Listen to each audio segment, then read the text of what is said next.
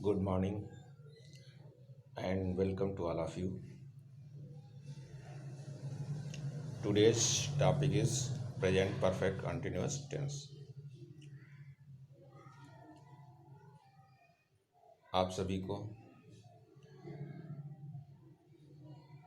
सुबह की good morning और आप सभी का स्वागत है। आज हम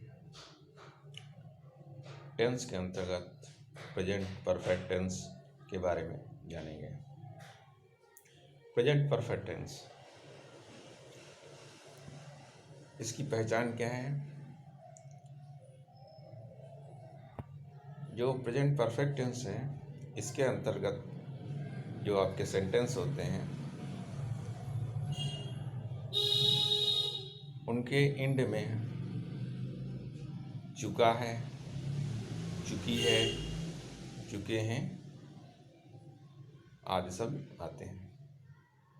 जैसे मैं चला हूँ या मैं चल चुका हूँ,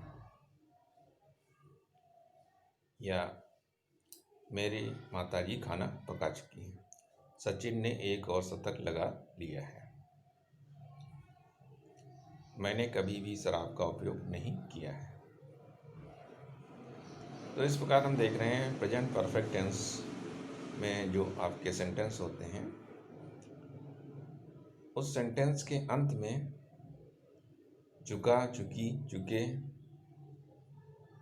और इसके बाद हैं, हूँ, या ये और इसके बाद हैं, हूँ आदि शब्द आता है। ठीक है, या तो आएगा चुका है,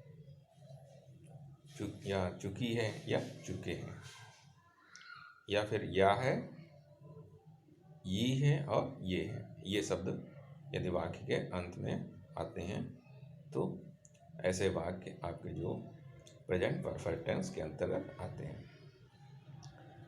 जैसे मैं चल चुका हूँ, आई हैव वॉकड।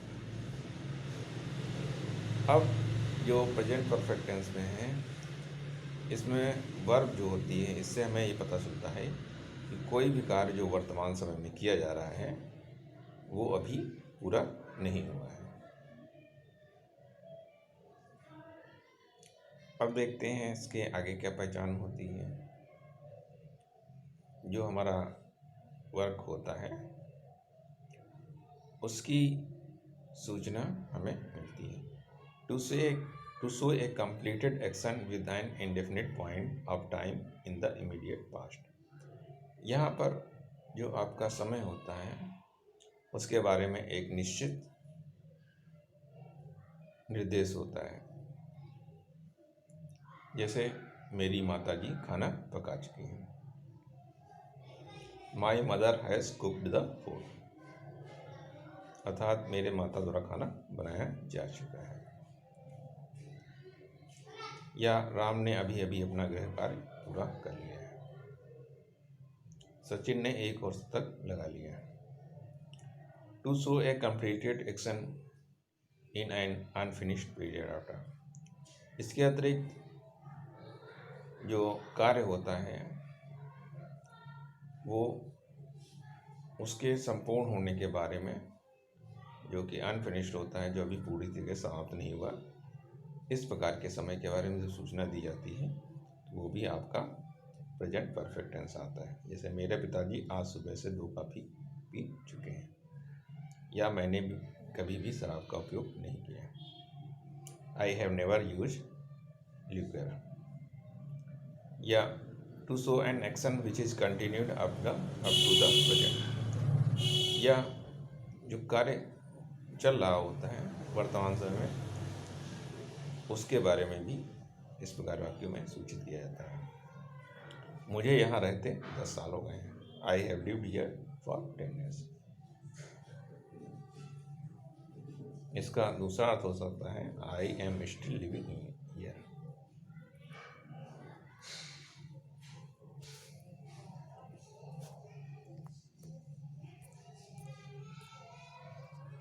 या राम को इस ऑफिस में काम करते हुए 2 साल हो गए हैं। To show action which happened in the past but have an effect in the present। और इसके साथ साथ ऐसे कार्य जो बीते समय में हो चुके हैं लेकिन उनका प्रभाव वर्तमान समय में पड़ रहा है, तो ऐसे वाक्य भी आपके फ्यूचर टेंस के अंतर्गत आते हैं।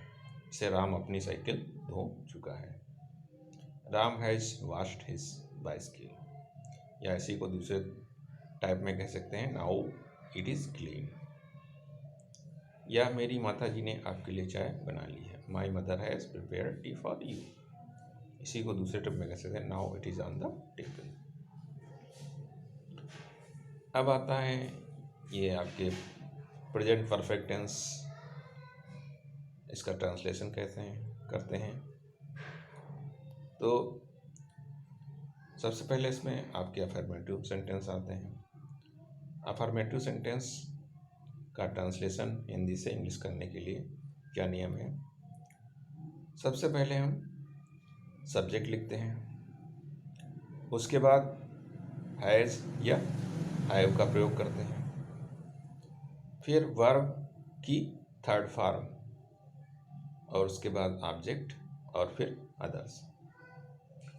सबसे पहले सब्जेक्ट, और सब्जेक्ट के अनुसार हैज़ हैव, उसके बाद वर्ब की थर्ड फॉर्म और ऑब्जेक्ट, फिर अदर्स।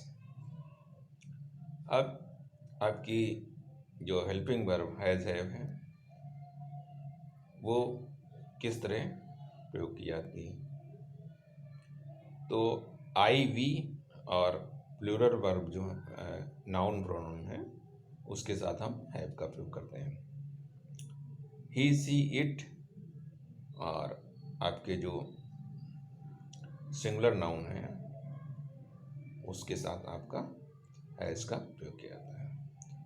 अर्थात ही सी इट और सिंगुलर नाउन या प्रोनाउन के साथ हैज़, और आई वी दे, तथा जो प्लूरल अर्थात आपके बहुवचन हैं कर्ता या सर्वनाम उसके साथ हैव का प्रयोग करते हैं। तो ये हमारा हेल्पिंग वर्ब का डिसाइडेशन हो गया कि कहाँ पर हैज़ और कहाँ पर हैव का प्रयोग करना है, और उसके बाद वर्ब की थर्ड फॉर्म का प्रयोग किया जाता है। तो आइए अब सेंटेंस देखते हैं। जैसे अमित आया है, तो यहाँ पे जो आपका वर्ब है उसमें या है, अर्थात वाक्य के अंत में या है आया हुआ है, तो ये आपका वाक्य प्रेजेंट परफेक्ट टेंस में है। तो सबसे पहले सब्जेक्ट लिखते हैं, तो सब्जेक्ट है अमित। अब अमित सब्जेक्ट क्या है आपका? सिंगुलर नाउन है, तो सिंगुलर नाउन के साथ हम क्या हैज़ लगाते हैं। उसके बाद आना, आना की स्पेलिंग, आना जो आपका क्या है वर्ब है, आना वर्ब की स्पेलिंग होती है कम, और चूंकि वर्ब की थर्ड फॉर्म लिखना है तो कम केम कम। इस प्रकार अमित आया है, इसका आपका ट्रांसलेशन होगा अमित हैज़ कम। दूसरा है मैंने विनोद को पत्र भेजा है।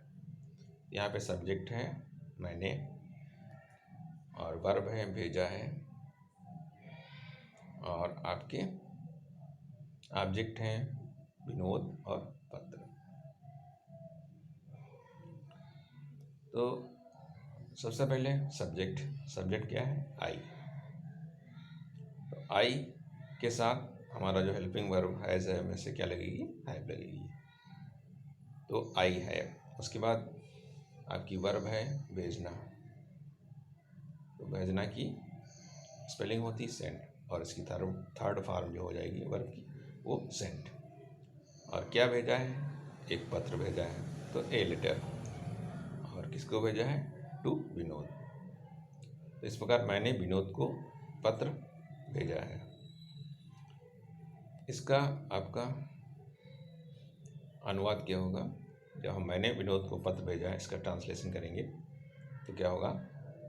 आई have sent a letter to Vinod. दूसरा है उसे जुकाम हो गया है। यहाँ पर भी अंत में या है, गया है, आया है, तो ये भी आपका प्रेजेंट परफेक्ट टेंस में।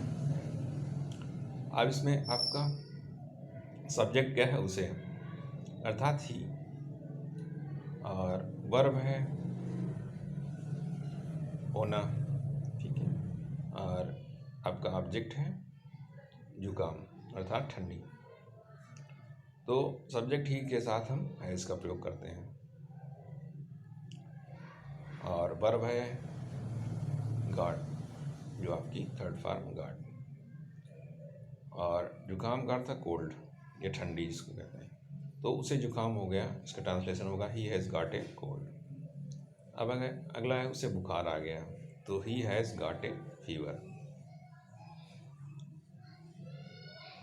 अब इसके बाद है वो नहा चुका है, तो यहाँ पे सब्जेक्ट है ही, वर्ब है चुका है, सॉरी वो नहा चुका है, तो यहाँ पे सब्जेक्ट है वह, और वर्ब है नहाना, तो इसका ट्रांसलेशन क्या हो जाएगा, ही हैज़ बाथ। पप्पू जा चुका है, यहाँ सब्जेक्ट आपका पप्पू और वर्ब है जाना। तो पप्पू आपका क्या है, सिंगुलर नाउन है, इसलिए पप्पू हैज़ और वर्ब गो वेंट गान, ठीक है, तो यहाँ पे गान हो जाएगा, पप्पू हैज़ गान। तो इस प्रकार हमने देखा जो पास्ट परफेक्ट टेंस में अफर्मेटिव सेंटेंस होते हैं उसकी पहचान है, अंत में चुका है, चुकी है, चुके हैं, या है, ये हैं और ये हैं आदि शब्द आते हैं। और इसका अनुवाद करने के लिए सबसे पहले सब्जेक्ट, और उसके बाद हेल्पिंग वर्ब हैज़ या हैव, उसके बाद वर्ब की थर्ड फॉर्म, उसके बाद ऑब्जेक्ट, और फिर अदर्स लिखते हैं, ठीक है।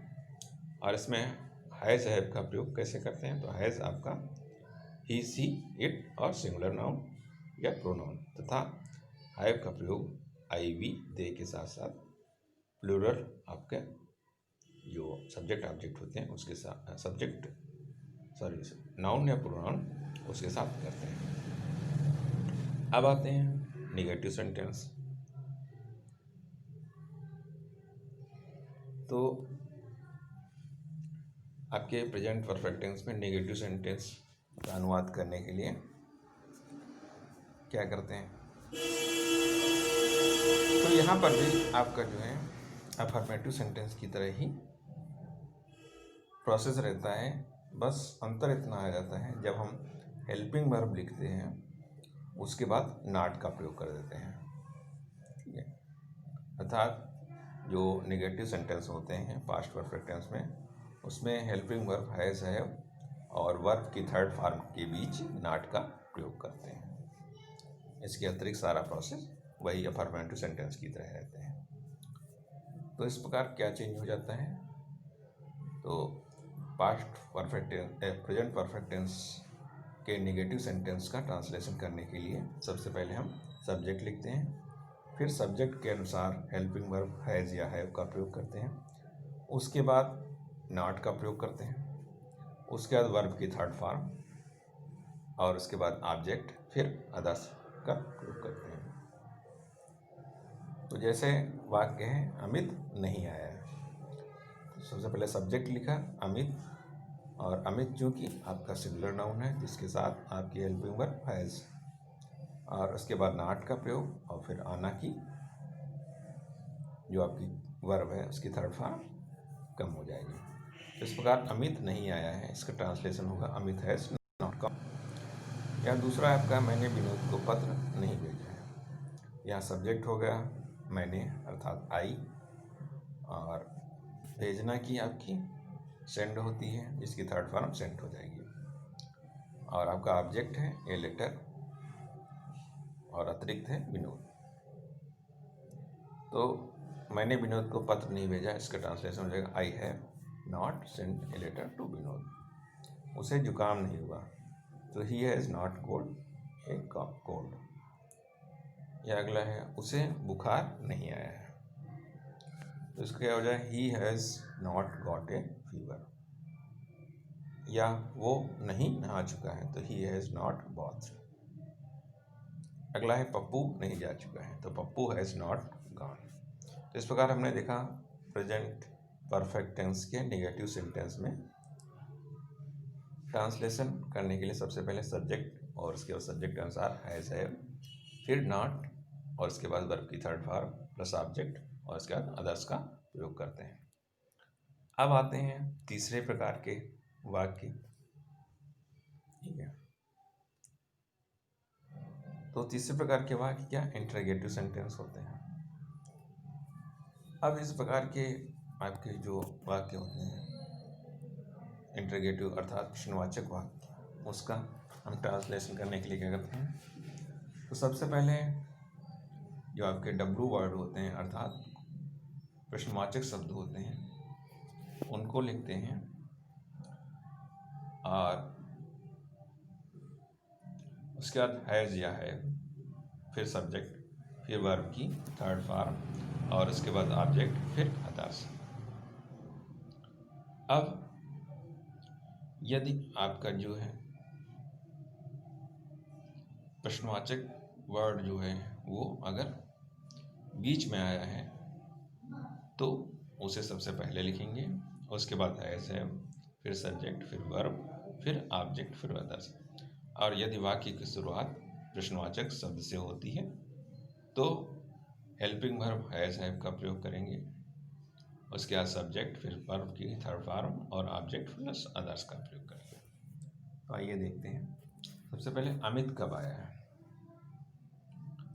तो यहाँ पे हम देख रहे हैं प्रश्नवाचक शब्द जो कब है वो वाक्य के मध्य में आया है या बीच में आया है। तो इसका ट्रांसलेशन करने के लिए सबसे पहले हम जो प्रश्नवाचक शब्द है अर्थात कब की स्पेलिंग वैन होती तो इसको सबसे पहले लिखेंगे। तो सबसे पहले क्या हो जाएगा वैन। अब हेल्पिंग वर्ब आनी है क्या हैज़ या हैव। तो हैज़ हैव में से क्या आएगा, इसका जो हमारा निर्धारण क्या करेगा सब्जेक्ट करेगा और सब्जेक्ट क्या है यहाँ पे अमित, और अमित जो सब्जेक्ट है वो क्या है सिंगुलर नाउन, इसलिए इसके साथ आपकी हेल्पिंग वर्ब हैज़ का प्रयोग होगा। और उसके बाद यहाँ पे वर्ब है आना तो उसकी थर्ड फॉर्म कम हो जाएगी। तो इस प्रकार अमित कब आया है इसका ट्रांसलेशन होगा व्हेन हैज़ अमित कम। ठीक इसी प्रकार अब कहे उसे बुखार कब से आया। यहाँ पर भी आपका जो प्रश्नवाचक शब्द है कब वो वाक्य के मध्य में आया है।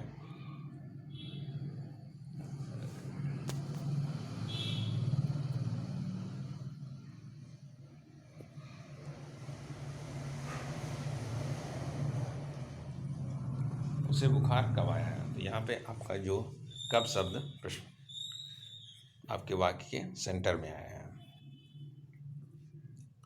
तो उसे बुखार कब से आया है,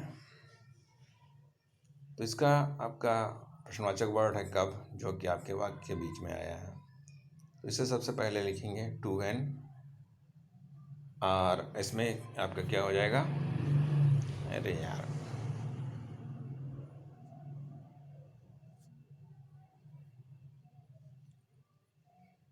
to when has he got a fever, क्या मैंने विनोद को पत्र भेजा है। तो यहाँ पर आपका क्या शब्द जो है सबसे पहले आया है, इसलिए इस वाक्य को हम क्या करेंगे यहाँ पे पहले लिखेंगे। तो इसमें आपका जो हेल्पिंग वर्ब सबसे पहले हैव लिखेंगे और इसके बाद आपकी वर्ब आई, जो सब्जेक्ट है वो आई लिखेंगे। उसके बाद वर्ब आपकी सेंड है उसका आपकी थर्ड फॉर्म सेंट, और उसके बाद यहाँ पर आपका ए लेटर और उसके बाद किसको भेजा है टू विनोद। तो क्या मैंने विनोद को पत्र भेजा है, इसका अनुवाद हो जाएगा have I sent a letter to Vinod. इसी प्रकार क्या वो नहा चुका है, तो यहाँ सब्जेक्ट आपका है वो, तो वो के साथ आपकी हेल्पिंग वर्ब हैज़ लगेगी। क्या वो नहा चुका है, तो हैज़ ही वाश्ड। अब अगला है उसे जुकाम कैसे हुआ, तो यहाँ पर हो जाएगा how has he got A cold. ये क्या पप्पू जा चुका है। तो यहाँ पे आपका क्या से वाक्य स्टार्ट हो रहा है, इसलिए हम सबसे पहले क्या लिखेंगे, हैज़ या हैव में से। चूँकि पप्पू जो सब्जेक्ट है वो आपका सिंगुलर नाउन है, इसलिए क्या हैज़ का प्रयोग करेंगे। तो सबसे पहले हैज़, फिर सब्जेक्ट पप्पू, उसके बाद जाना की आपकी गो होती जिसकी थर्ड फॉर्म गान हो जाएगी। तो क्या पप्पू जा चुका है, इसका ट्रांसलेशन क्या होगा, पप्पू हैज़ गॉन। तो इस प्रकार हमने देखा इंटरोगेटिव सेंटेंस जो होते हैं वो दो प्रकार के होते हैं। ऐसे वाक्य जिनका आरंभ प्रश्नवाचक शब्द से होता है, क्या, क्यों, कब आदि से। दूसरे प्रकार के आपके वाक्य होते हैं